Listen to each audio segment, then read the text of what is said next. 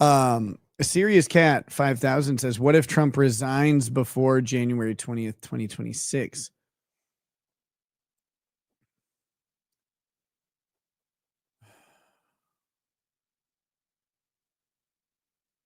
I have to think about that. I think so. I think what you're going for is the idea that if he spends less than 2 years in office, that he could then effectively he could grab a third term. So he would resign, JD Vance would take over, and then he'd run again in 2028 and come back triumphantly. I'm rusty on the exact scope of the 22nd Amendment. But if I'm not mistaken, the only way that the 2-year term or the slightly less than 2-year term works out is if a vice president assumes office, the office of the presidency due to the succession, that they can get up to 2 years of a term and then be elected for 2 more.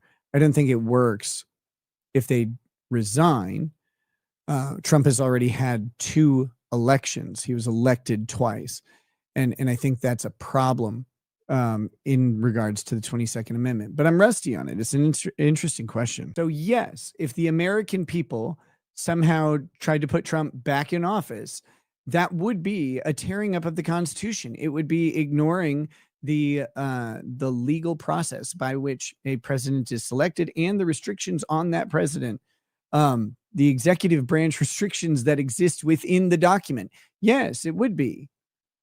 Now, you can say that the people can, and of course, they could instead call a constitutional convention and change the 22nd Amendment to allow for a 3rd or 4th term, or even to they could call a constitutional convention and have a 28th or 29th, whichever one it is, 28th or 29th Amendment that simply says that Donald Trump alone can be elected for as many terms as necessary for him to save the country. Like, they could do that.